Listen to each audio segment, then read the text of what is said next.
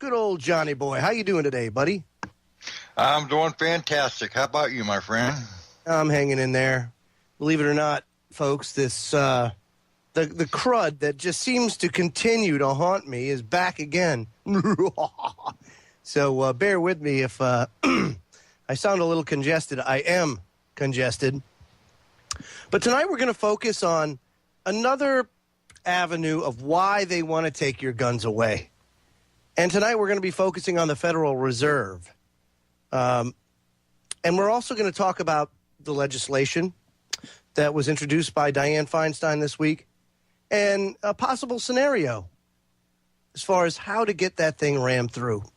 So it'll be a jam-packed night tonight. And, of course, we have the King's Court at the top of hour number 2. So sit tight, buckle in, and here we go. I'm going to start off tonight's show with a quote by Alfred North Whitehead. It says, quote, "There is a self-satisfied dogmatism with which mankind at each period of his history cherishes the delusion of the finality of existing modes of knowledge."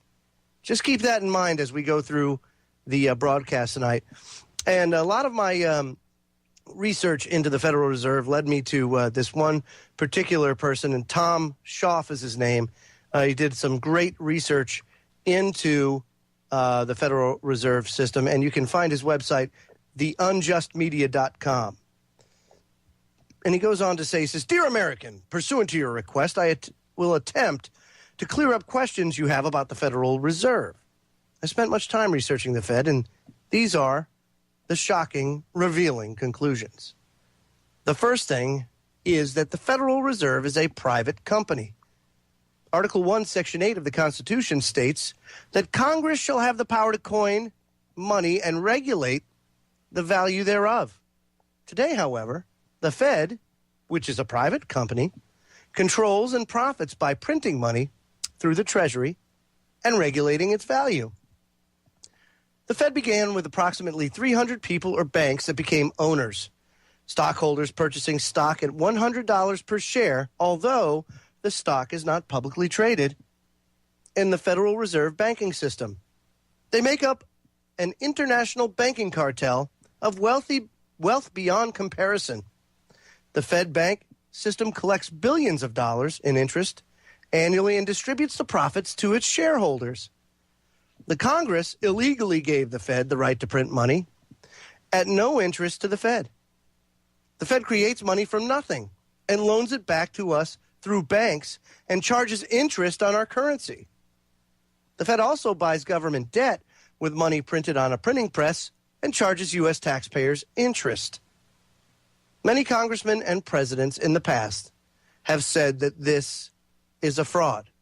So, some of the people that own the Federal Reserve central banks, the ownership of the 12 central banks, a very well-kept secret, has been revealed.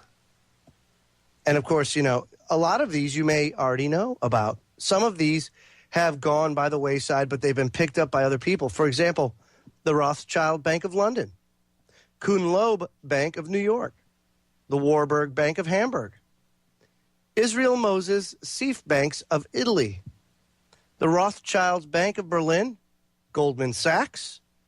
At one time, Lehman Brothers had owned a significant share in the Federal Reserve banking system, Warburg Bank of Amsterdam, the Lazard Brothers of Paris, and Chase Manhattan Bank of New York. These bankers are connected to London banking houses, which ultimately control the Fed. When England lost the Revolutionary War with America, our forefathers were fighting their own government, of course, they planned to control us by controlling our banking system, the printing of our money, and our debt. And, John, if you remember, at the very onset, when the country was first formed, you really had two schools of thought. You had the Democratic Republicans, and you had the Federalists. The Federalists, of course, the main proponent of federalism at that time was Alexander Hamilton, who was the father of our system of a monetary system. And he was for central banking power, whereas Thomas Jefferson was not. You know, this was a struggle from a very early stage in our nation's history, wasn't it, John?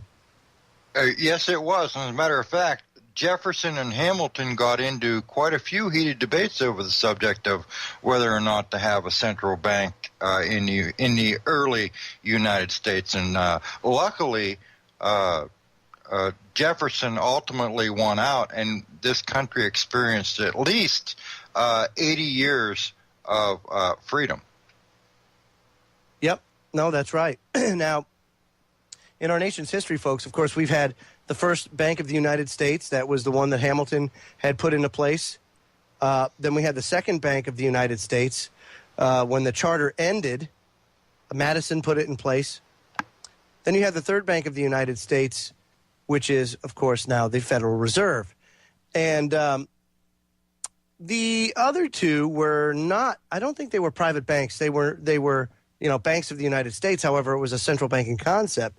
But this time around, the third time's a charm, I guess, they went with the private banking option. And what that does is it takes them out of a lot of the reporting to the citizens, who, of course, are the bosses, go by the wayside. Now they can work in the shadows, if you will, because it's a private company. So, the dynamic has changed, John, with the creation of the Fed, because now all of a sudden, these bankers can kind of operate carte blanche, and that's what they've done. So it's a yes, they have. They've operated inside the United States for many years with a blank check, with bought politicians. That's right. Now the individuals listed own below of these banks here, owned which in turn own shares of the Fed. So you have these banks that own shares in the Fed, and what you'll come to find out is it's a very, very elite few that actually own stock in the Federal Reserve. The banks listed here have significant control over the New York Fed district, which controls the other 11 Fed districts. See, so not only can you buy, and what happens is you have shares in the Fed, and then you have shares in each of the 12 district banks that make up the Fed.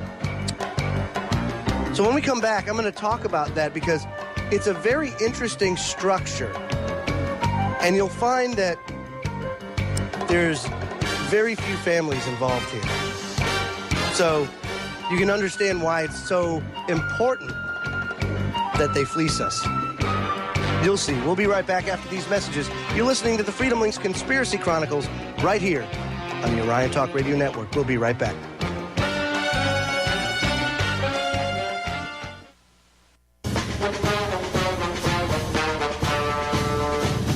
Folks, with all the talk of a gun ban and the usurpation of our Second Amendment rights, Orion Talk Radio urges everyone to start calling your elected representatives.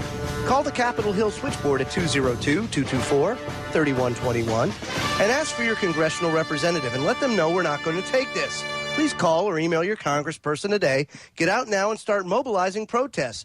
Don't wait like the British did. Make your voice heard now. Speak up for your Second Amendment right, because at Orion Talk Radio, we're fighting hard to keep it.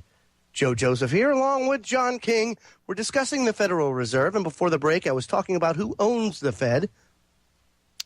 It's very interesting to find all these foreign banks with interests, ownership interests in the Federal Reserve. And, of course, John, you remember there was a great uproar about TARP funds being sent overseas. And how could they not if the owners of the Fed are foreign? You know what I mean? Absolutely. I think it's a possibility that the people caught on to just a little bit, and but they didn't catch on to what was really important, is that those TARP funds were actually going to pay off. Their very owners, the ones that own the Fed. Yeah. And the New York District Fed Bank, here are some of the owners, or significant owners of the New York Fed District Bank. We have the First Bank of New York, James Stillman, Mary W. Harnman, National Bank of Commerce, A.D. Juilliard, Hanover National Bank, Jacob Schiff, Chase National Bank, Thomas F. Ryan, Paul Warburg, William Rockefeller, Levi P. Morton, M.T. Pine, George F. Baker, Percy Pine, Mrs. G. F. St. George, J.W. Sterling, Catherine St. George, H.P. Davidson, J.P. Morgan, the Equitable Life and Mutual Life Company, and Edith Brevoort T. Baker. See, a lot of the same names in there. And again, it's just interesting to see how it's a tiny few who control so much of the world, isn't it? It says, how did it happen? After previous attempts to push the Federal Reserve Act through Congress, a group of bankers funded and staffed Woodrow Wilson's campaign for president. He had committed to sign this act, and in 1913, a senator, Nelson Aldrich, maternal grandfather to the Rockefellers, pushed the Federal Reserve Act through Congress just before Christmas, when much of Congress was on vacation. When elected, Wilson passed the Fed. Later, Wilson remorsefully replied, saying, I have unwittingly ruined my country. Now, the banks financially back sympathetic candidates. Not surprisingly, most of these candidates are elected. The bankers employ members of Congress on weekends with lucrative salaries. Additionally, the Fed starts buying up the media in the 1930s and now owns significant or has significant influences with most of the mainstream media, if not all. I would say all. President Lincoln, Jackson, and Kennedy tried to stop this family of bankers by printing U.S. dollars without charging the taxpayer interest. Today, if the government runs a deficit, the Fed prints dollars through the U.S. Treasury, buys the debt, and the dollars are circulated into the economy. In 1992, taxpayers paid the Fed banking system $286 billion in interest on the debt the Fed purchased by printing money virtually cost-free. 40% of our personal federal income taxes go to pay the interest on the debt. The Fed's books are not open to the public. Congress has yet to audit it. And, of course, you know that the Audit the Fed bill, sponsored by former Congressman Ron Paul, has gained a lot of attention and garnered a lot of interest by the American public, and rightfully so. I mean, here we are being bamboozled and living an existence of slavedom almost. I mean, look at how things are now. And this is happening, and no one knows really why it's all happening. We're just born into it, so it must be the way things are, and we just have to accept it. And that's horsepucky. Now, Congressman Wright Patman was chairman of the House of Representatives Committee on Banking and Currency for 40 years. For 20 of those years, he introduced legislation to repeal the Federal Reserve Banking Act of 1913. Congressman Henry Gonzalez, chairman of the Banking Committee, introduced legislation to repeal the Federal Reserve Banking Act of 1913 nearly every year. It's always defeated, and the media always remains silent, and the public never learned the truth. The same bankers who own the Fed control the media and give huge political contributions to sympathetic members of Congress. Now, the next part I want to get into is how the Fed fears the population as far as becoming aware of the fraud and demanding change. Okay? It says, we the people are at fault for being passive and allowing this to continue. Absolutely right, we're at fault. Much the same with the Second Amendment. We're at fault. We've let these politicians get away with legislating a natural God-given right, which can't happen. It doesn't happen. You can't. When it's a God-given right, it's not a privilege. You don't act like it's a privilege. So we've given that away. And the same thing with our currency. We've given it away.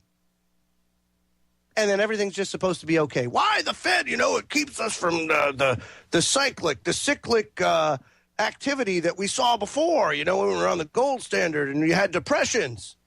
They stopped that. Oh, really? Have you seen things lately? Yeah, they've really stopped it, huh? They've done great. Representative Louis T. McFadden rose from office boy to become cashier and then president of the First National Bank in Canton, Ohio. For 12 years, he served as chairman of the Committee on Banking and Currency, making him one of the foremost financial authorities in America. He fought continuously for fiscal integrity and a return to constitutional government.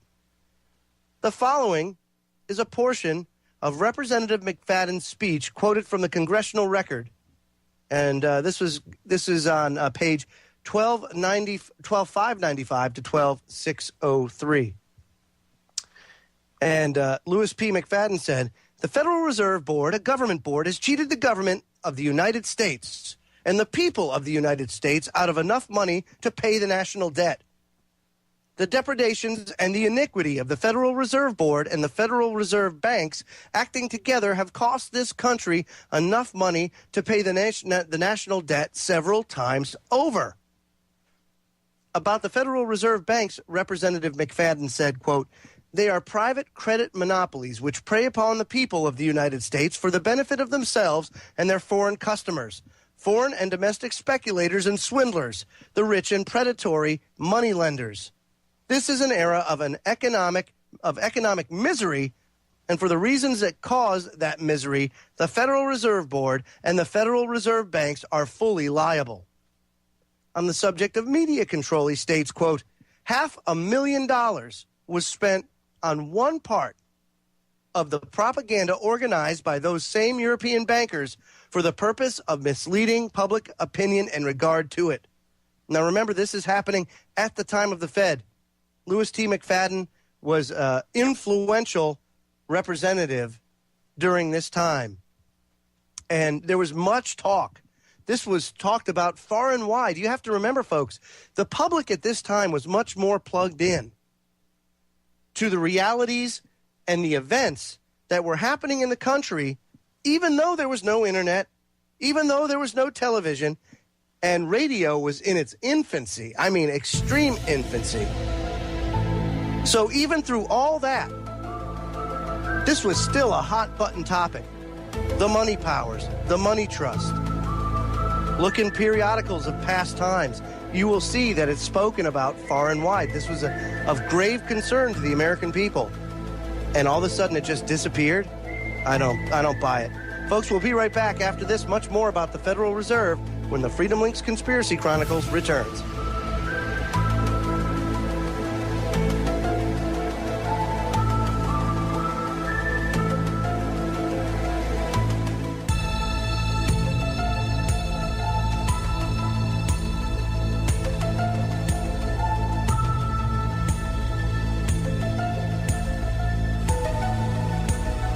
Folks, just a reminder about the chip-in banner. If you like what you hear on Orion Talk Radio, you can help us with a personal donation through our online chip-in banner. Look for it on our website on the left-hand side. Give it a click and you can help us spread the truth by supporting one of the fastest-growing talk radio outlets in the world. We sincerely thank you for helping us get the truth out. Orion News Talk, news and views beyond the mainstream media. Joe Joseph here, along with John King. And, Johnny, in talking about the Fed, you wanted to make a comment of how it is not a public entity, right? Absolutely. The Federal Reserve is not a federal entity. It's about as federal as Federal Express, ladies and gentlemen. It's a private banking organization. The money that they issue you, the Federal Reserve note, is nothing more than a script, has no more value than monopoly money. The only reason it has value is because your government says that it does. That's right. And we've had people throughout time. One of course that I'm focusing right now is Representative Louis T. McFadden, who, by the way, in 1933 was found dead of poisoning. Oh, that's a surprise, especially since he was doing everything he could to eliminate the Federal Reserve. But he goes on to say, he says, every effort has been made by the Federal Reserve Board to conceal its power by the truth. But the truth is, the Federal Reserve Board has usurped the government of the United States. It controls everything here, and it controls all our foreign relations. It makes and breaks governments at will. Now, this is Representative McFadden in the Congressional Record. This is what's being spoken about at this time. It says, no man and no body of men is more entrenched in power than the arrogant credit monopoly which operates the Federal Reserve Board and the Federal Reserve banks. These evildoers have robbed this country of more than enough money to pay the national debt. What the government has permitted, the Federal Reserve Board to steal from the people should now be restored to the people. He says, our people's money, to the extent of $1.2 billion, has within the last few months been shipped abroad to redeem Federal Reserve notes and to pay out other gambling debts of the traitorous Federal Reserve Board and the Federal Reserve banks. The greater part of our monetary stock has been shipped to foreigners. Why should we promise to pay the debt of foreigners to foreigners? Why should American farmers and wage earners add millions of foreigners to the number of their dependents? Why should the Federal Reserve Board and the Federal Reserve banks be permitted to finance our competitors in all parts of the world, Representative McFadden asked. Quote, the Federal Reserve Act should be repealed and the Federal Reserve banks, having violated their charters, should be liquidated immediately. And he goes on to say the faithless government officers who have violated their oaths should be impeached and brought to trial. If the media is unbiased, independent, and completely thorough, why haven't they discussed the Fed? Currently, half the states have at least a grassroots movement in action to abolish the Fed, but there's no press coverage. In July 1968, the House Banking Subcommittee reported that Rockefeller, through Chase Manhattan Bank, controlled 5.9% of the stock in CBS. Furthermore, the bank has gained interlocking directorates with ABC. In 1974, Congress issued a report stating that Chase Manhattan Bank's stake in CBS rose to 14.1% and NBC to 4.5% through RCA, the parent company of NBC. The same report said that Chase Manhattan Bank held stock in 28 broadcasting firms. After this, the Chase Manhattan Bank obtained 6.7% of ABC, and today the percentage could be much greater. It only requires 5% ownership to significantly influence the media. This is only one of 300 wealthy shareholders of the Fed. It's believed other Fed owners have similar holdings in the media.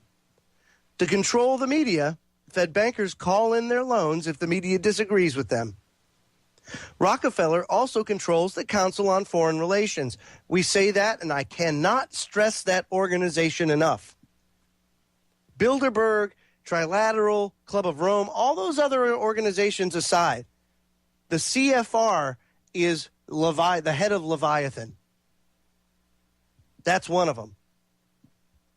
And a major one at that. If you don't know about the Council on Foreign Relations, please listen to our past broadcast on it. If not, do the research yourself.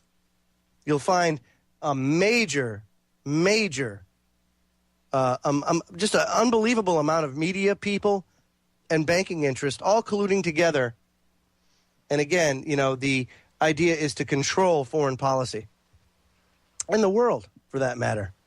So Rockefeller controls the CFR, the sole purpose of which is to aid in stimulating greater interest in foreign affairs and in a one-world government. Nearly every major newscaster belongs to the Federal Reserve. To the CFR, pardon me. And the Council on Foreign Relations controls many major newspapers and magazines. Additionally, major corporations owned by Fed shareholders are the source of huge advertising revenues, which surely would influence the media. It can be no wonder why groups such as Fed Up receive minimal, if any, press attention. Well, Joe... go ahead. Joe, it was Rockefeller himself that gave thanks to such publications as the New York Times for remaining silent. And he admitted if they wouldn't have had the press's silence, they wouldn't have been able to get as far as they did because the people would have found out and rose up against it. That's right. And I just hope that people see just how uber rich the ultra elite are. But when I say that, I mean uber rich. Like, you can't believe rich. Like, the idea of trillionaires, I would say probably you could have a quadrillionaire out there. These are the people that wipe their butt with $1 million bills and think nothing of it. Oh, yeah. This is a pittance. This is monopoly money to them. When they see, like, the workings of industry and all that kind of stuff and the profits being made, this is nothing. This is nothing. This is all a game. It's like risk. To these people, we may buy and sell houses. The super rich may buy and sell corporations. These people buy and sell nations. That's right. Absolutely, John. So how do taxpayers stop financing those whose purpose is to destroy us? Here's a solution. Currently, all we do is exchange Fed money for real U.S. money, dollar for dollar, as Kennedy tried to do. We should not be required to pay interest on our own currency. According to Benjamin Franklin, this was one of the primary reasons we fought the Revolutionary War. Today, we're still fighting the same family of bankers, even to this day. The same bankers that caused the American Revolution, the Civil War, and every conflict that we've had, we're fighting them today still, the same families. The U.S. government can buy back the Fed at any time for $450 million. And that's per congressional record. The U.S. Treasury could then collect all the profits on money instead of the 300 original shareholders of the Fed. The $4 trillion of U.S. debt could be exchanged dollar for dollar with U.S. non-interest-bearing currency when the debt becomes due. There would be no inflation, because there would be no additional currency in circulation. Personal income tax could be cut if we bought back the Fed, and therefore the economy would expand. According to the Constitution, Congress is to control the creation of money, keeping the amount of inflation or deflation in check. If Congress isn't doing their job, they should be voted out of office. Unfortunately, voters can't vote the Fed or its chairman out of office. If the government had a deficit, we could handle it as Lincoln and Kennedy did. Print money and circulate it into the economy, but this time interest-free. Today, the Fed, through foreign banks, owns much of our debt and therefore controls us.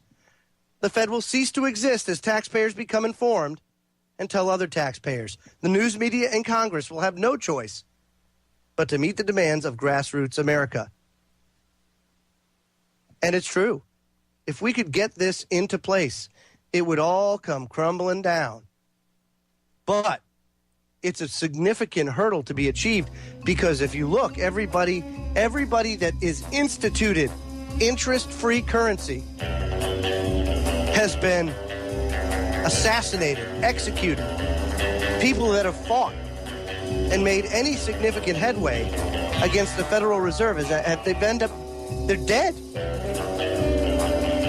It's only by the grace of God, I think, that Ron Paul's still alive today. Folks, we'll be right back. We'll get into how America's deceived when we come back as the Conspiracy Chronicles continue.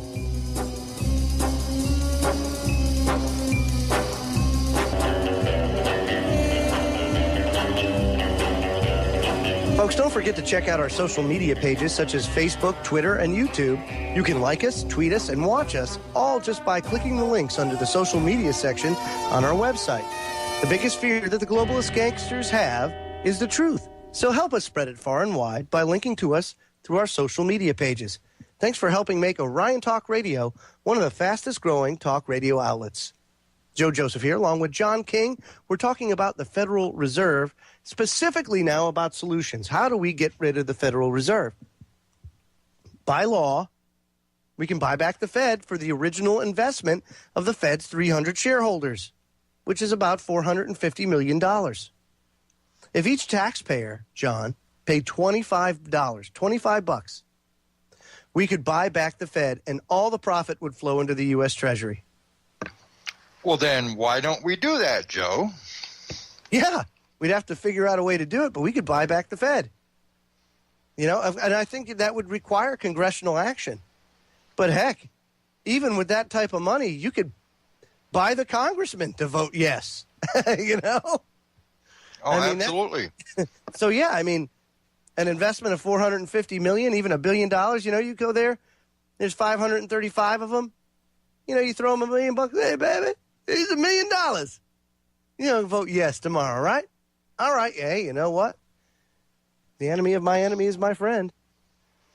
I wonder if I can write a blank check or write a check and buy back the Federal Reserve. I mean, if the federal government can do it. I don't know. Well, who knows?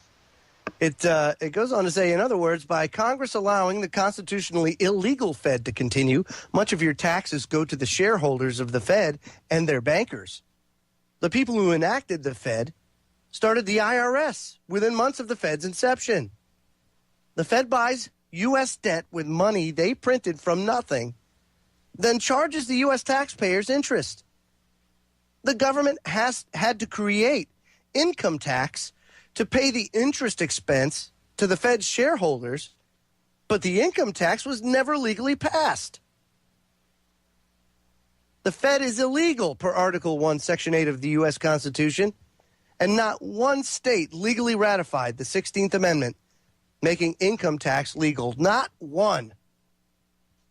Currently, fewer and fewer Americans are being convicted for refusal to pay income taxes. In IRS jury trials, the jury, by law, must decide if the law is just. If taxpayers don't believe the law is just, the jury may declare the accused innocent. Judges are legally bound to inform juries of their right to determine the fairness of a law. Judges often do not disclose this information so they can control the court outcome. Luckily, more and more citizens are becoming informed. If one juror feels the law is unfair, they can find the defendant innocent. In Utah, the IRS quit prosecuting taxpayers because jurors' verdict is not guilty. So when you see these tax cases come about, or if you have the opportunity to sit on a jury for one of these, do so. And then use what's called jury nullification. And if the law is unjust, then you, and you alone, can nullify that law, and the person can walk. Another safeguard our forefathers put in to our government system to safeguard ourselves from unjust laws, one that is rarely talked about and taught about in our public school systems today. That's right. You know, if we eliminate the Fed and uphold the Constitution, we could balance the budget and cut personal income tax to almost nothing. In congressional hearings on September 30th, 1941, Fed Chairman Eccles admitted that the Fed creates new money from thin air and loans it back to us at interest. On June 6, 1960, Fed President Mr. Allen admitted essentially the same thing. If you or I did this, we'd go to jail. It's time to abolish the Fed. Tell your friends the truth and win America back. You know, we don't need to buy back the Fed. We only need to print money the way the Constitution requires, not the new proposed international money. We want to keep our sovereignty, and we want to print real money. Go ahead, John. Joe, this is a quote from the Federal Reserve Chairman, or at least one of them. When you or I write a check, there must be sufficient funds in an account to cover the check. But when the Federal Reserve writes a check, there is no deposit for which that check is drawn. When the Federal Reserve writes a check, it is creating money, putting it simply. That's right. And that quote comes from the Boston Federal Reserve Bank branch. Yep. Why has the Congress allowed the Fed to continue? Well, if a congressperson tries to abolish the Fed, the banks fund the congressperson's opponent in the next election. The new congressperson will obviously support the Fed. When a congressperson retires, political campaign funds are not taxed. Get elected and be a millionaire if you vote right. Could you imagine? By the way, the profit of the Fed is not taxed either. I bet you didn't. Oh, a lot of people don't even think about that. but it is a private institution. It is within the bounds of the United States of America. But yeah, the Fed's profits are not taxed. And once America understands and takes action, Congress people will then gladly abolish the Fed. 1992, Illinois Congressman Crane introduced a bill co-sponsored by 40 other congressmen to audit the Fed. And then, of course, Ron Paul. Ron Paul came back into Congress and started all over again and has really been the one to really advance the cause the most here in recent history. But now that he's gone, we need another champion in Congress to take up where he left off. And unfortunately, I don't think his son is exactly a chip off the old block. As a matter of fact, I see a lot of neoconish streaks in him or more mainstream streaks in him than I'd like to see, especially coming from somebody that's Ron Paul's progeny, I would say Rand is more of a changeling myself. He's changed into a globalist at will. Yeah. So I'm not too encouraged by that. I hope the movement doesn't die just because Ron Paul isn't in there fighting for that. And same with Dennis Kucinich. He's gone now too. Those were two of the major proponents of the End of Fed movement within Congress. So it's up to us to put that pressure on our congressmen. America is a great nation, Johnny. And, as we the people become informed, the media and Congress, they'll be forced to buy back the Fed. But, there's just not enough forward movement yet. Right, John? Absolutely right. And, the movement shouldn't die because Ron Paul is no longer in there. The movement should continue on supporting the idea and the ideals of the movement's founders, just like the idea and the ideals of our forefathers would have not died had George Washington would have been executed. It's an idea, and just stay with the idea and push forward, regardless of who may be at the forefront. That's right. And the Fed hopes you'll be passive and not act on this information. We believe in a grassroots America. We're waking up America. Ultimately, the battle plan is to inform all Americans and demand change in the media and in Congress. True Americans should run for office. You don't have to be an attorney, folks, to run for office. You can go. As a matter of fact, no attorneys allowed. No more. You guys cause too much trouble. And bankers, too. Get out of here. We don't like you. I want farmers in there. And mill monkeys. And welfare mothers for Secretary of the Treasury. If there's anybody that can stretch a dollar, it's somebody that's been down and out. They know how to do it right there. Amen to that. Yeah. People that know how to that this isn't a game, that this isn't for their personal well-being. People of moral character. That's what we're looking for. Congress may refuse to deal with this issue, and that's why each person needs to get to their local county or state government with the proper paperwork and ask them to abolish the Fed. We can do that. But we need leaders. So we'll talk about a little more about what we can do to get justice as far as the Federal Reserve and take our country back. Like I said, it's not too late. The name of the game here, folks, is information. The people of the United States have been dumbed down, and we're going to have to get it back. Last night on Mike Power's show, I was sitting in with him, and we were talking about the communist model and how there have been operations underway in the United States to dumb down the public, and this was a KGB agent we were talking about, Yuri, I can't remember his last name, starts with a B, but anyway, he talked about, the demoralization. Demoralization was very important, and in order to brainwash a society, that's the first thing that has to happen. He says it typically takes 15 to 20 years to do, and then once you do it, it's going to take that long to undo, at least. So this is not something that we can undo overnight. it's going to take time to repair the damage. So we'll talk more about solutions when we come back. I also want to talk about this this legislation being floated around and some possible scenarios as to how they could push it through. So an exciting hour number 2 when the Freedom Links Conspiracy Chronicles returns. We'll be right back after the news.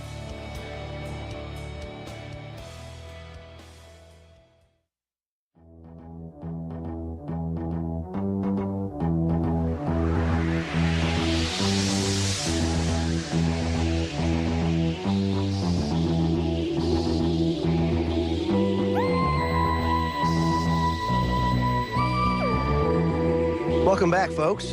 Orion Talk Radio welcomes a new show to the lineup with the Manford Minute, live from Canada, Monday to Friday, 8 p.m. Eastern. Get the lowdown on what's happening around you with the Manford Minute. That's weekdays, 8 to 9 p.m., right here on the Orion Talk Radio Network. Joe Joseph and John King. It's hour number 2. And, of course, you know, as is tradition here at the Freedom Link, the start of hour number 2, it's time to bring or call the King's Court into session. So, John King, take it away. First, I want to give a shout-out to Karen and Frank and say we're happy to have you in our audience for the first time. And hello to Brian, a dedicated Freedom Link fan. One of the purposes of the Freedom Link is to educate, and tonight is no exception. Most people really don't know that the Fed is a private bank, and that the Fed is controlled by a group of international banks, as Joe mentioned earlier. You know, this is totally against what our forefathers wanted. Thomas Jefferson said, if the American people ever allow private banks to control the issue of their currency, first by inflation and then by deflation, the banks will deprive the people of all property until their children wake up homeless on the continent that their forefathers conquered. The issuing power should be taken from the banks and restored to the people to whom it properly belongs. Sound familiar? Look around. The Federal Reserve was created in 1913 in secret. That meeting was so secret, at that time, the attendees had secret names. Read the book Creature from Jekyll Island. That's when America was surrendered to the banks. One of the owners of the banks that own the Fed actually said this: give me control of a nation's money, and I care not who makes its laws. That was said by Mayor Amschel Bauer Rothschild. Do you think Jefferson knew what he was talking about? The Federal Reserve banks are one of the most corrupt institutions the world has ever seen. There is not one man within the sound of my voice who does not know that this nation is run by the international bankers. That, too, was a quote from Congressman Louis T. McFadden, representative from Pennsylvania, and a quote from the Federal Reserves themselves, which says, neither paper currency nor deposits have value as commodities. Intrinsically, a dollar bill is just a piece of paper. Deposits merely book entries.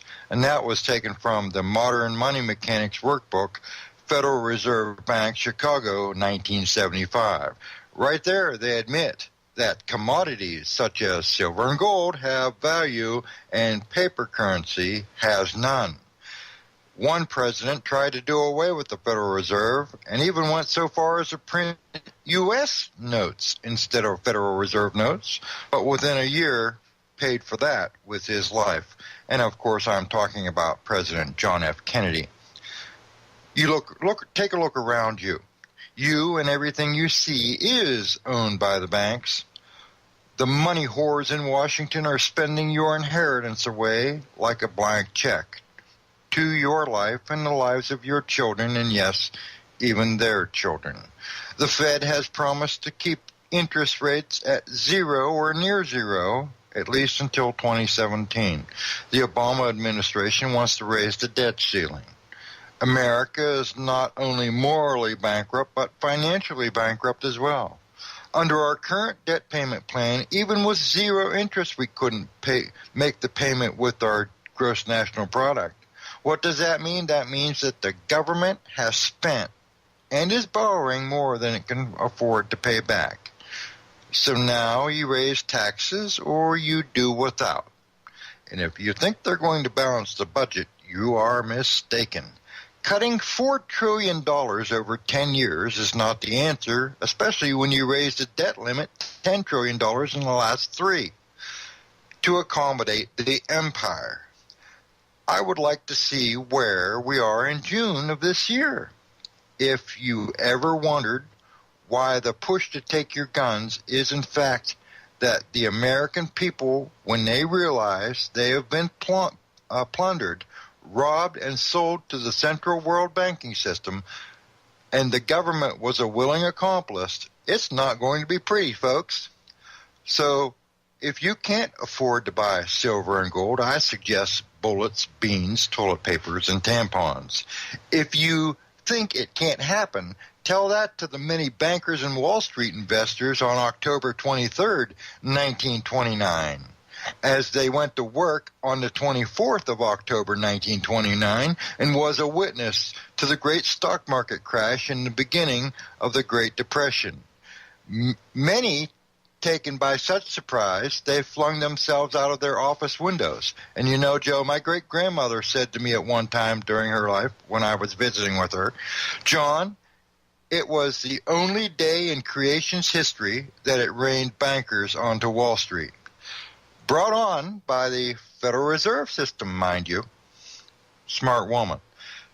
To get the American people to sign away their sovereignty and accept social programs such as Social Security. Problem, reaction, solution. The American government has the American people so far in debt that a raise of only 0.25% in interest would cause inflation and prices to soar as money becomes less valuable as they need to print more of it. But how does a mere paper ledger entry become less valuable than it already is? When the rulers say it does. So now you see who pulls the politicians' strings. They're bought and they're in collusion with the criminal banks. Now you see who your owners are. They alone dictate how much your life's work is worth. How do we beat them? It's just as they said earlier. Neither paper currency nor deposits have value as commodities. Silver and gold, baby. A surefire way in this man's mind of protecting oneself from the pitfalls of paper currency and a hedge against inflation. If you won't take my word for it, at least take theirs. Court adjourned. Thank you, John. And folks, consider this fact. And a lot of you guys know out there, a lot of you listeners out there that don't know or are learning for the first time, understand there's a bloodline of family bankers who own the Fed that have funded both sides of every major war. You know, they created fake colonial money to destroy the Americans during the Revolutionary War and tried to finance both sides in the American Civil War. Abraham Lincoln refused and the South accepted. Many publications show that these bankers financed World War I, World War II, and the Russian Revolutionary War, which helped Napoleon, Lenin, and Hitler come to power. They financed both sides from money created from nothing and profited greatly.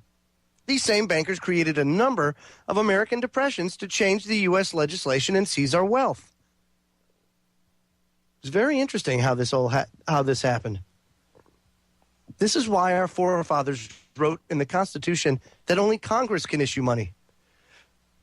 More wars create more debt, which means more profit to the bankers. These bankers planned 3 world wars so people would welcome in the United Nations intervention to govern the world in peace.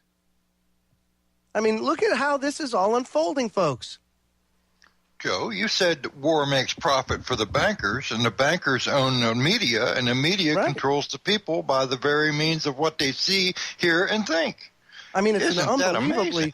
it's like I mean, this machine that they have in place is a juggernaut.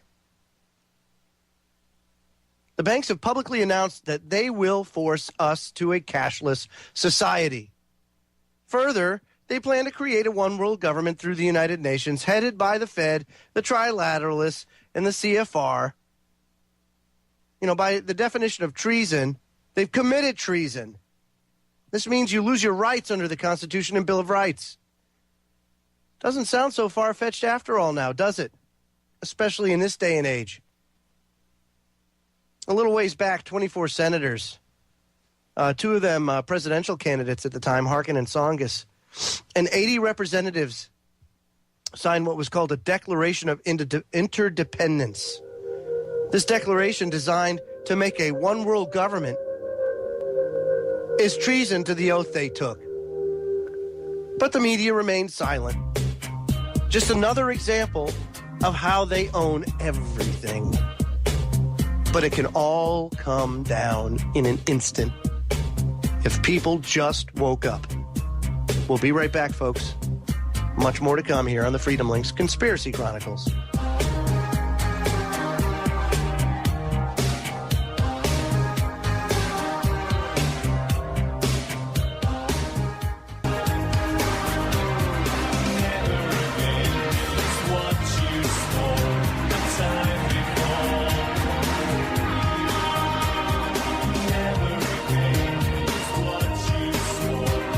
Folks, check out Writing on the Wall with your host, Tim Spearman, Saturdays from 11 a.m. to 1 p.m.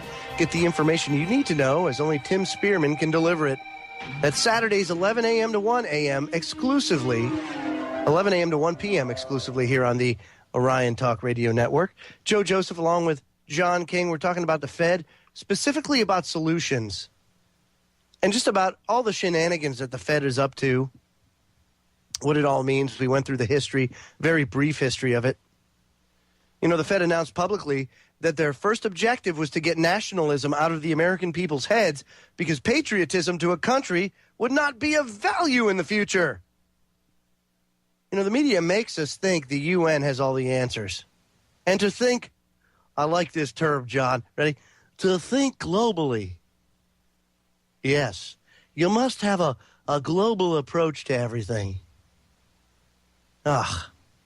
Congress passed a law stopping certain individuals from being tried for treason. You know, why pass this law if no treason was committed? State Department document 7277 calls for the disarming of America, thus turning our sovereignty over to a one-world government. Again, the media is pushing to eliminate all the guns. Our forefathers, well, they believed that the right to bear arms would prevent a takeover of our government. History shows that before any government took over, they disarmed the citizens.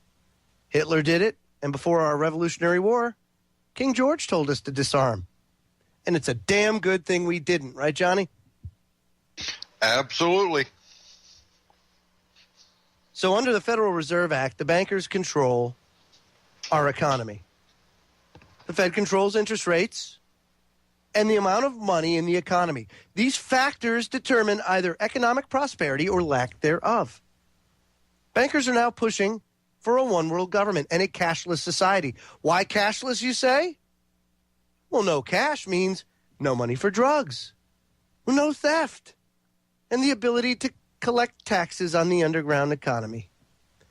Anyone who wouldn't support a cashless society must be a drug dealer, or perhaps a thief or a tax evader, right? What a cashless society really means is the banks can now control you. Today you fear the IRS. In a cashless society, if you disagree with the bankers' political goals, you'll find your money gone via a computer error, perhaps. If you could accurately predict future interest rates, inflation and deflation, you would know when to buy or sell stocks and make a bundle of money. The Fed has secret meetings, and this is per congressional record, to determine future interest rates and the amount of money to be printed. The SEC, the Security Exchange Commission, by law, stops insiders from profiting by privileged information. Congressional records prove that Fed bankers routinely hold secret meetings to profit by manipulating the stock market via interest rates and the amount of money they create. Fed bankers also profit greatly from economic disasters, like the Great Depression. But the bankers create inflation. They sell their stocks before the market crashes. Then they buy up the stocks at cheaper prices. Yeah, bankers have admitted this, John, to Congress. And yet each time, Congress doesn't act. It's because Congress is owned by these very bankers. Joe, if the Congress actually decided to turn on the bankers, that half of them would probably end up in jail. These are criminals, and they were made criminals before they've got in bed with the Fed, but now they've got federal protection. They've got Federal Reserve protection, I should say. That's right. You know, Thomas Jefferson predicted this scenario if we allowed a private bank like the Fed to create our currency. Yeah, Fed Chairman Burns stated, quote, "Killing can be made simply by knowing the next few months of newspapers ahead of time." Yeah, of course. Congressman Patman said, "The federal official owns more than $100 million of stock while making decisions influencing these stock prices." History proves that banks profit from bankrupting a nation. Oh, really? Well, where are we now? Oh, don't worry, we can print the money with reckless abandon. No sweat, Obama. The sky's the limit. I bet you our printing presses have a turbo on them. I'm telling you. Our printing press is now digital and spins about as fast as the atomic clock. Yep, Congress consistently defeats balanced budget amendments. In the past 30 years, Congress has raised our taxes 56 times and balanced the budget only once. You know, we need the sound banking system of our forefathers and the one that they wanted us to have. History proves that banking systems like the Fed don't work. Major world powers have been destroyed over similar banking systems. If we don't change the system now, in 5 years, the only thing our taxes will pay for is interest on the debt. Section 7 of the Federal Reserve Act, passed December 23, 1913, states that much of the profit of the Fed should flow into the U.S. Treasury. In 1959, new legislation allowed the Fed to transfer bonds to commercial banks at no cost to the bank. Now the Fed receives less interest income and less profit for the U.S. Treasury because the money it's diverted to other banks. Case in point, you often hear during a debt sale, you'll find that Goldman Sachs will sell debt, J.P. Morgan will sell debt, that there are actual private banks out there that sell the debt for the U.S. Treasury. And when that happens, the U.S. Treasury makes less money. More of it goes towards the banks. And it's unbelievable, you know, that this is actually happening. Congress and the IRS do not have access to these financial records of the Fed. Every year, Congress introduces legislation to audit the Fed. Every year, it's defeated. The Fed banking system could easily be netting hundreds of billions of dollars in profit each year. Through creative accounting, profit can easily be reclassified as expense. Within the next few years, the shareholders of the Fed received, or within the first few years, the shareholders of the Fed received their initial investment back with no risk. All the income's tax-free, except for property tax, according to the Federal Reserve Act. When are the profits of the Fed going to start flowing into the Treasury so the average American is no longer burdened with excessive, unnecessary taxes? Clearly, Congress cannot or will not control the Fed, so it's time to abolish it. Right, Johnny? Oh, absolutely, Joe. You know, Joe, you're business-minded. If you're going to buy a business, wouldn't you actually want to be able to go in and look at the books to see how the business is doing? Absolutely. Absolutely. So therefore, if the American people can buy back the Fed, then why can't the American government go in to look at the books of the Fed on the premise of buying back the Fed? And for all of you out there that want to abolish the Fed, that is one way legally of doing it. is by buying back the Fed. So instead of ending the Fed, buy back the Fed, and then we can actually end it. Yeah, there's 3 ways to abolish the Fed and issue money per the United States Constitution. And that's Article 1, Section 8. You can buy back the Fed and have the U.S. government collect all the profits. You can abolish the Fed by printing real U.S. dollars, as President Kennedy tried to in Executive Order 11110 in 1963. Or you can request your county and state to use their constitutional powers to abolish the Fed. Nearly half the states are attempting or considering this action. Congress has had 80 years to follow the Constitution, or more than 80 years. Geez, it's been a lot more than 80 years, and has refused to abolish the illegal Fed. So we can send a petition through our state and county legislatures to have this ended. Very interesting, folks. We'll be right back after these messages. Much more as the Conspiracy Chronicles continues.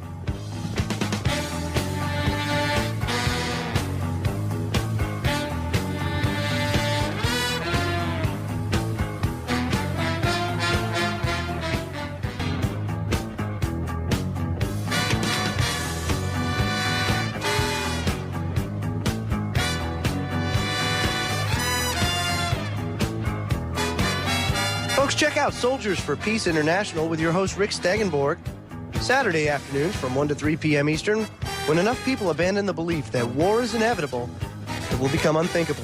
Soldiers for Peace International, Saturday from 1 to 3, right here on the Orion Talk Radio Network. And don't forget, folks, immediately following the Freedom Links Conspiracy Chronicles is the Information Nation with Ken Hildebrand, as I'm sure he will take you through the week's events as far as the fight for the Second Amendment continues. Ken, of course, at the tip of the spear in the Second Amendment fight. So make sure you tune in for his broadcast immediately following us at 9 p.m. Eastern.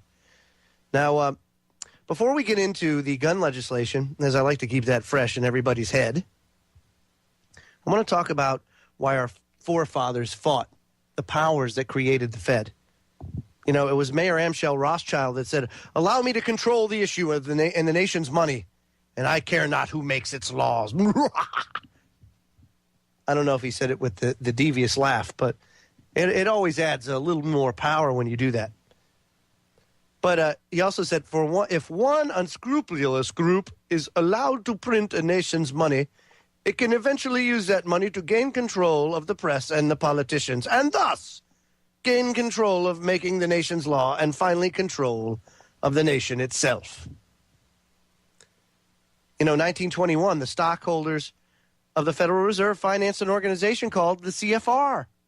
Harper's Magazine called this the most powerful organization in the United States. 90% of the people in the State Department and key positions in the executive branch are members of the CFR. Council on Foreign Relations publishes a magazine called Foreign Affairs. Read it if you want to know what's going to happen in coming years. The CFR favors a new world order. Congressman Patman requoted Thomas Jefferson, showing that our founding fathers knew the banking principles very well. He said, quote, "I believe that banking institutions are more dangerous to our liberties than standing armies. Already they have raised up a money aristocracy that has set the government at defiance. The issuing power of money," he said, "should be taken from the banks and restored to the people to whom it properly belongs.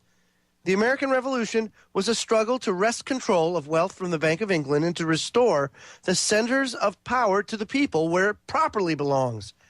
Thus, the Constitution is specific about the authority of the people through their elected officials to control the money and thus the affairs of their government." It was Ben Franklin in his autobiography where he said that the inability of the colonists to get the power to issue their own money permanently out of the hands of King George III and the international bankers was one of the prime reasons for the Revolutionary War.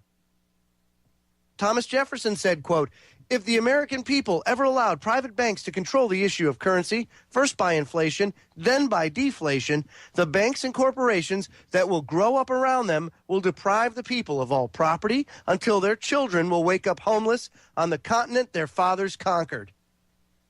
It's powerful stuff.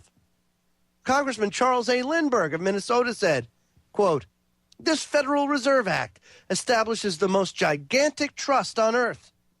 When the president," and that was Woodrow Wilson, "signs this bill, the invisible government of the monetary power will be legalized.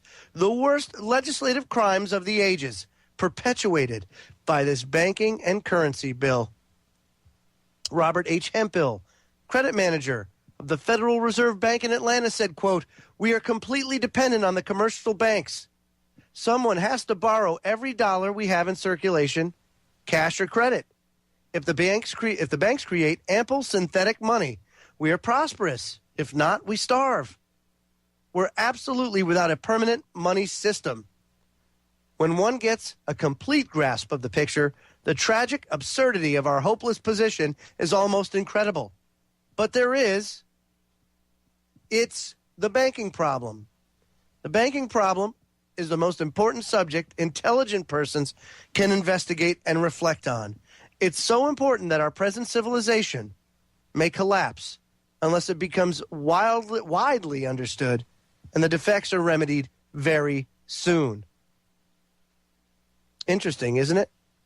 How about Napoleon, a sympathizer for international bankers, turned against them in the last years of his rule. He said, quote, "When a government is dependent upon bankers for money, they, and not the leaders of the government, control the situation.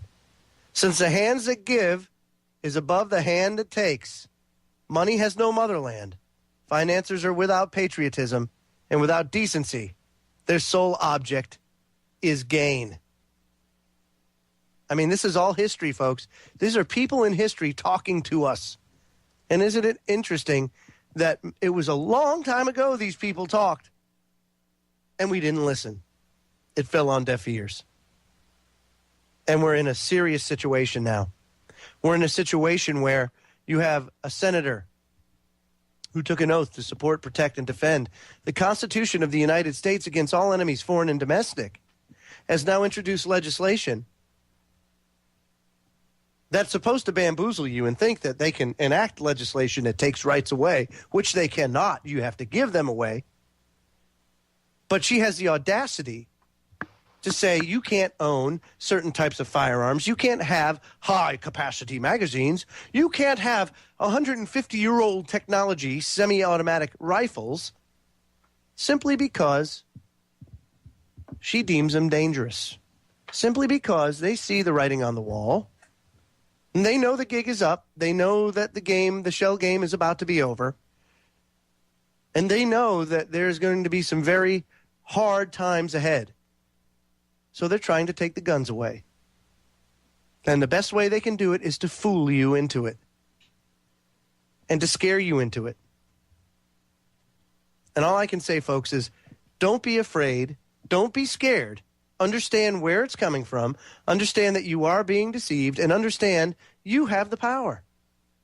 The people have the power. Right, John? I mean, after all, if enough of us stand up and be assertive, we can stop this all tomorrow. Absolutely. I wrote my county sheriff to get his opinion on the gun confiscation, the gun grab, what's going on today, and he referred me to an article, and I'm going to hunt up that article and hopefully be able to read it on the King's Court. No, that's fantastic. Yeah. The one thing that I fear more than a gun, Joe, is a congressperson actually trying to take them away. That will do more damage than any gun ever could. Yeah. You mean like a total all-out gun confiscation? Is that what you're talking about? Yeah. Yeah. I fear a liberal congressperson wanting to take away my constitutional right to bear arms more than I do the arms themselves. It really speaks to sometimes the ineptitude of the American people to understand the concept of equal justice under the law is now gone. They don't understand the concepts that this country was founded on. This country was founded on morality and commitment and integrity These things that personal responsibility, these qualities now are sorely lacking in today's society because of the demoralization campaign in order to make us as socialist, as leftist as humanly possible. And I hate to use that left-right term because there's no difference between the left and the right. We can go over time and time again how the right's just as left as the left is right. Of course, you have to be a straight shooter to understand that, right, John? Right. Left. First base. I was always liked Michael Bednarik's description of it. He goes, do we live in a two-dimensional world? Why would you just characterize it as left-right? There's up and down, too. He says, the lefties want to take away, or the righties want to take away your porn. They want to take away your, all the things that are unjust and sinful and everything like that, But they say, oh, no, keep your money because you know how to spend it better. He says, that's the right. He says, the left want to take your money, but they say, keep your Playboy, keep your porn, do all that kind of stuff. You get into all the trouble you want. No problem. But give us your money because we want that. We know how to spend it better. He says, and then there's the down people. And the down people say, we want your money and your rights. Screw you. Those are your dictators, your fascists, which are the people that are in Washington. They're down. And I like his part because I'm an up man. You know why? Because I want my money and my rights. It's all mine. And he's right. I'm an up man, too. So with that said, folks, last segment of the broadcast coming up. I want to bring up a Lou Rockwell piece. Very, very interesting blog post on LouRockwell.com. We'll go over that when we come back.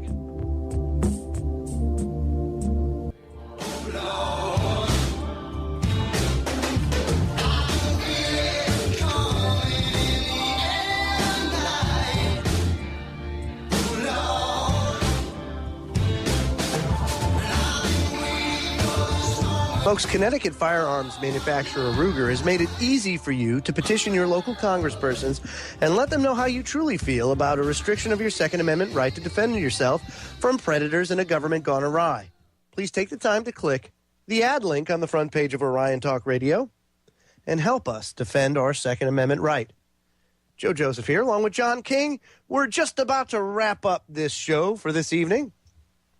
Just to recap, we talked about the history of the Federal Reserve, about who owns the Federal Reserve, gave you some quotes through history of people in their own words, either fighting for or fighting against the Federal Reserve. And I'll tell you what, been an interesting night. This research, whenever you do research for these broadcasts, and we've done Federal Reserve shows in the past, but, each time when you start to research these topics again, you always find something new. And you always learn something else, or you may think about things in a different manner or a different light based on current events. But the fact remains that you just can't stop, folks. This is a continual learning process. No one's ever an expert on any particular subject matter or knows everything about it.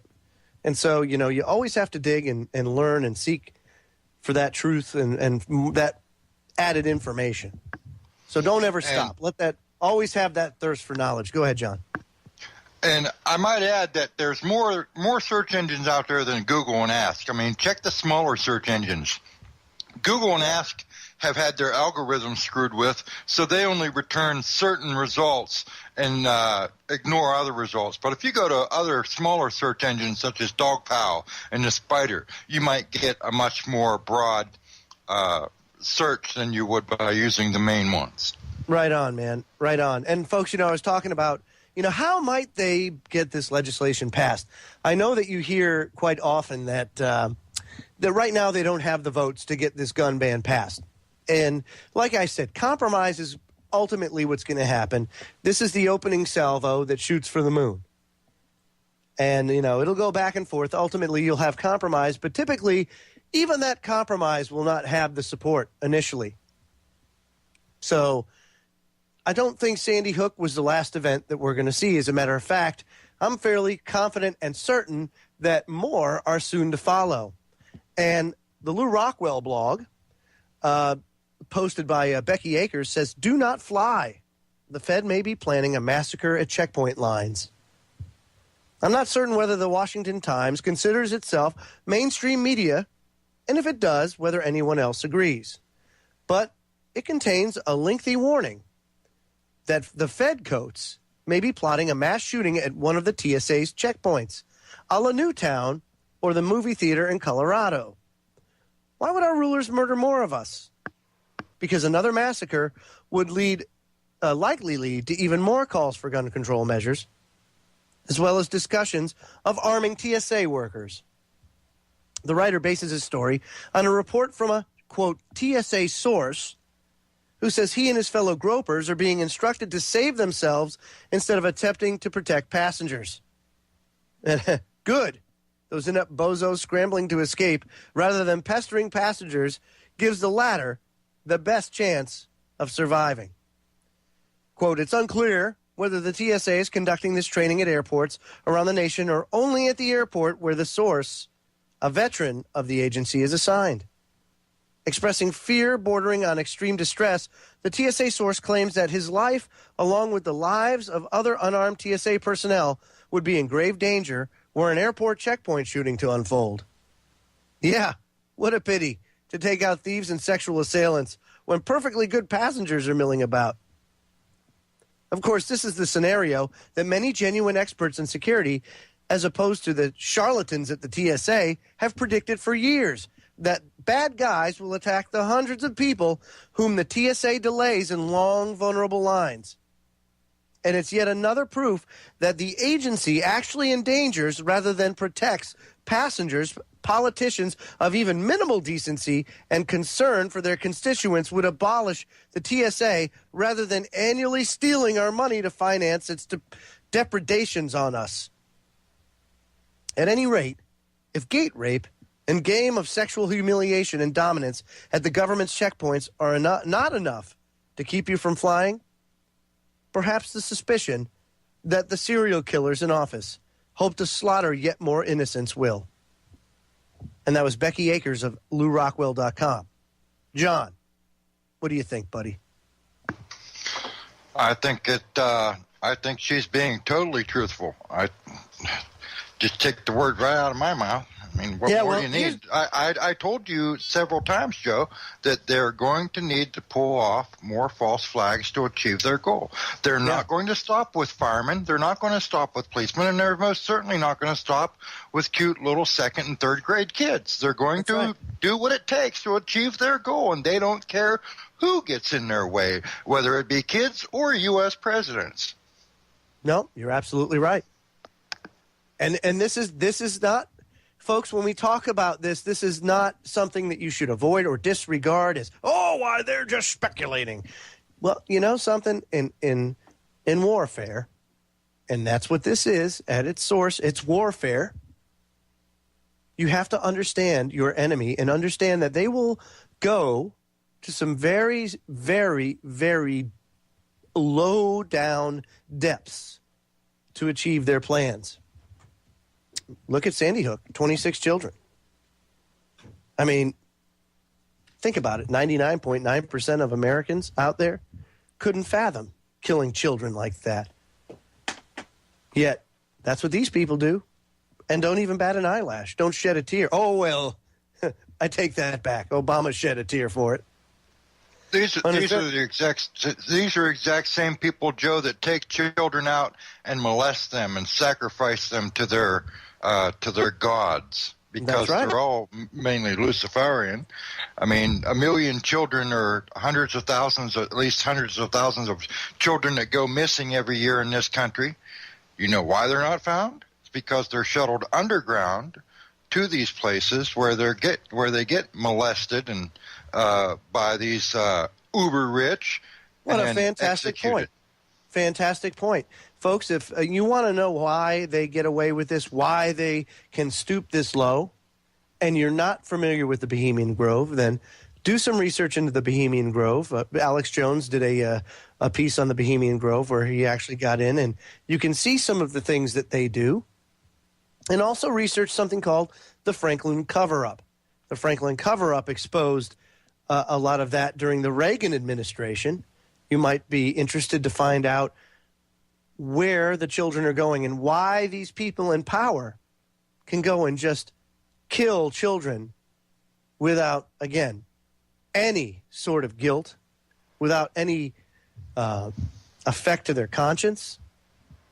It's unbelievable, but that's the reason why. So look into those two things, the Bohemian Grove, and look up the Franklin cover-up. And especially with the Franklin cover-up, folks, I have to tell you, make sure you get some antacid handy with you when you read that, because it's chilling. And that's exactly why they cannot come after the people in Congress. The people in Congress have gone to this and have explored their hedonistic tendencies and are guilty of some of those crimes. Yep. Now, folks, coming up on the Information Nation, last week Ken sent a letter to all of his representatives, both federal and state. And since, he's received a letter from Senator Dick Durbin. If you don't think you don't have an effect for your Second Amendment right, or you want to, make sure you tune in to the Information Nation. That's coming up right after the break. And realize, folks, that you, if you stay inactive, if you stay silent, you're going to give your rights away. Because let me tell you something. If you're not willing to fight for it, then you don't got it. Period. End of story. I mean, you can think you have it, but when they come knocking on your door, you're going to be like, well, I didn't have the fight then when it wasn't as scary as all these people pointing M4s in my face right now. Yeah, it's a lot more scary then, isn't it? You're going to make sure you can bring a change of underwear when they take you to that FEMA camp. A lot easier to fight it now, folks. A lot easier to fight it now and change it now before it gets to that point. Closing thoughts, Johnny Boy. Just that the people need to stand up and contact their representatives and make a change for themselves for the better. Yep, no doubt. No doubt.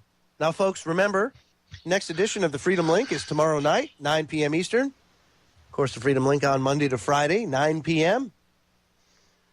And we're going to be focusing a lot now on the circumstances surrounding the Second Amendment fight, and also what they can be putting through as we're so distracted and so focused on it. You know, typically, it's like Rahm Emanuel says, never let a crisis go to waste. Never underestimate the power of the Schwartz. I don't know why that just came to mind, but I had to say it.